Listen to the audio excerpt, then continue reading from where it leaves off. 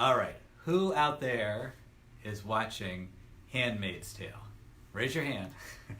Sharon, I love The Handmaid's Tale. It's so crazy. It's a dystopian vision of this place called Gilead in the future where women are completely oppressed. It's a place where there's no babies born, and this group called the Handmaids, and this is based on Margaret Atwood's novel by the same name. They are the only people in society that can give birth, and they're basically enslaved and tortured. And it's a terrible vision, and you always leave feeling uneasy, even though it's amazingly done.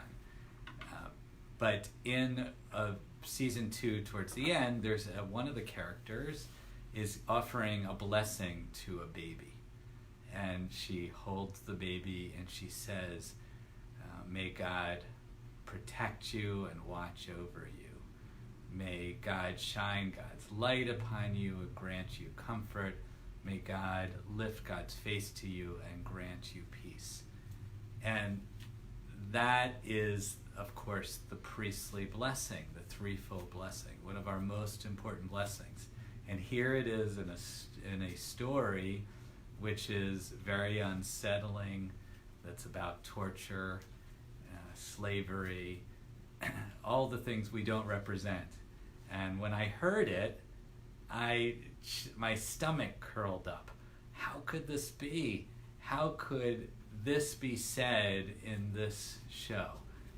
Because we use the priestly blessing so often, and it just didn't seem right. But this week, I opened up the Torah portion, Naso, which is the second in the book of Bamidbar, or Numbers. And if you look, just a chapter before we have the priestly blessing is the section on what's known as the sota, or the adulterous wife. And this is one of the most horrific biblical sections, because here a jealous husband, can inflict a great deal of pain and possibly death upon his wife that he's accused of adultery, and she's forced to go in front of the entire community to drink a potion that is either going to lead to her death and the death of a potential baby, or is going to get her off the hook. And really, it's guilty until proven innocent. It's a really terrible scene. And it really reminds you that what Atwood was talking about in The Handmaid's Tale was exactly that. Buried in the biblical story is a lot of misogyny, is a lot of cruelty or potential cruelty.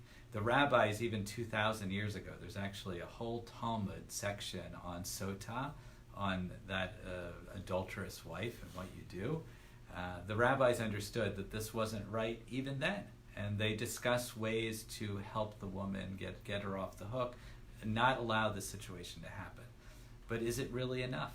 How do we hear our text? How do we hear the priestly blessing?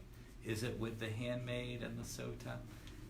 So as I was thinking about this, and we use the priestly blessing a lot in so many different occasions, I think I will remind myself when I do that it's not just a blessing for those in the room or the people that we're talking about, or for myself, but that the blessing this week particular will be also for the sota, also for the handmaid, also for the oppressed.